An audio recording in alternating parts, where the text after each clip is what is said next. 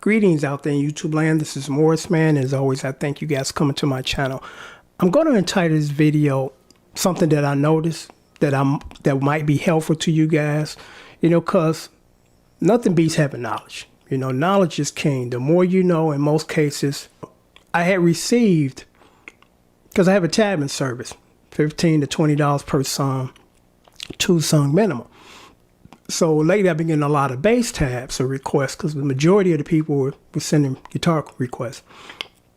And the bass tabs are a little more time consuming because you got to account for every note, excuse me, every note in the cover. If you're playing along with the record, you want to, match up every note.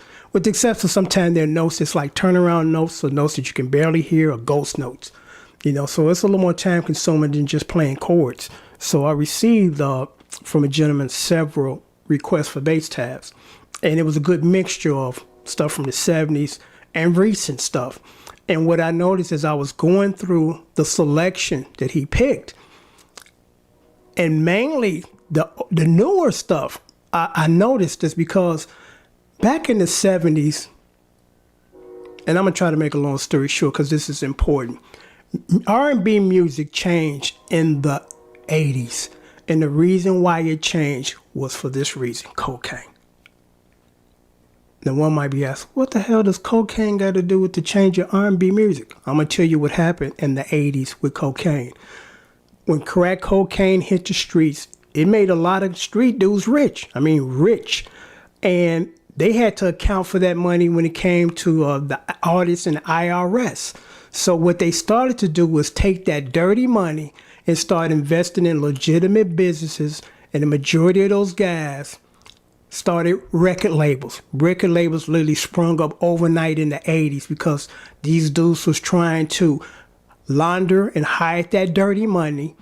And also they had a love for music, even though they were not musically inclined and they were not musicians.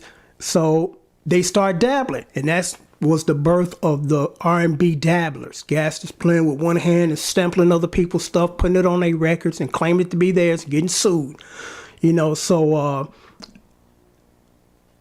come 80s time, when all this record labels popping up, it changed the course in R&B music. Because again, prior to that, music was consistent of professional musicians, professional engineers, professional producers, the whole professional writers, the whole 9 yards. And then again, usher in the 80s, you got guys who just, I'm dabbling, I'm a DJ and I'm cutting a record or I'm making a record.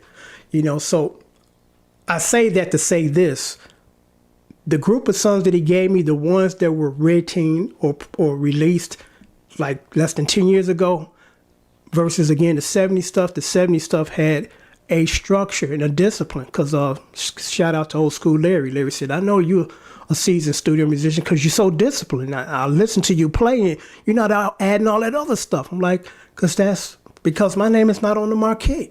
When my name is on the marquee, then I'll add all that other stuff. But when you just a hired hand, you fall in line, because the singer is the centerpiece and the music is the backdrop. Unless somebody like Lenny Williams, who's a professional or legendary jazz drummer, okay, he's the head man, so you expect to hear extra stuff coming from the percussion section. Stanley Clarke, he's the head man, he's the bassist, so you can expect to have all this extra stuff, intricate stuff in the bass line. Marcus Miller too. But when you're just a hired hand, you follow the script.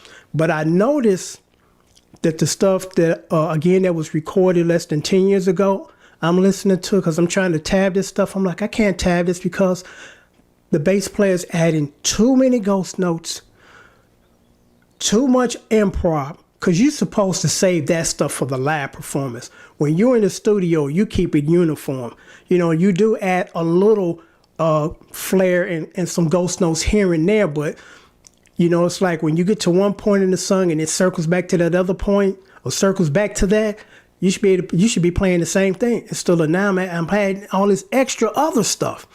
So I thought I would mention that because for you up and coming musicians, be aware that if your name is not on the marquee, keep it uniform. Sometimes I see players you know, and drummers are guilty of this too. Just too much, man. It's like, it's just too much.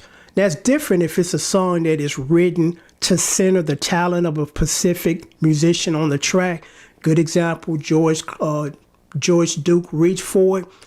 It was written where the bass player was going to show his stuff, and that was a legendary bass. I think his name is Byron Wright that did it. Great job. I mean, he did a great job with the bass theme, but that song was specific for that reason. It wasn't that the singing was carrying the song. It was the extremely well done bass line and solo of the bass player in that song. So again, the reason why I'm doing this video for you young guys, you young bass players, keep a uniform.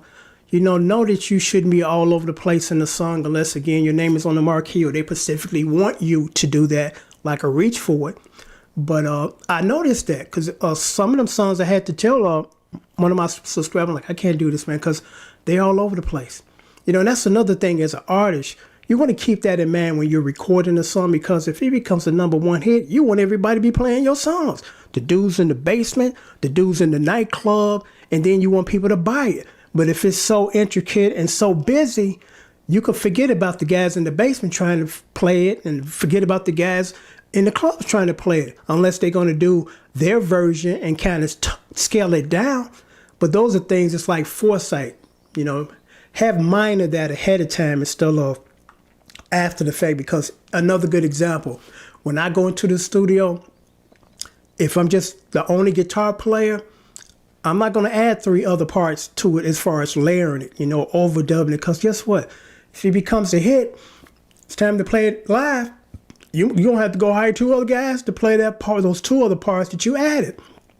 So those are things that you got to think about when you go into the studio to record a track. Because I told you guys before in another video, there were a lot of artists that kind of wasn't thinking about that. And Parliament was notorious for that, because I kid you not, I went to a couple of Parliament concerts and people got left because they're like, this shit don't sound nothing like the record. Too many studio tricks, too many overdubs that you can't reproduce on stage unless you hire some additional players to play those parts. Again, you don't want to go into a studio being the only guitar player in the mix and there are 4 different guitar parts going. You know, and it's like, okay, come live, are you going to hire 3 other guys to do those other parts?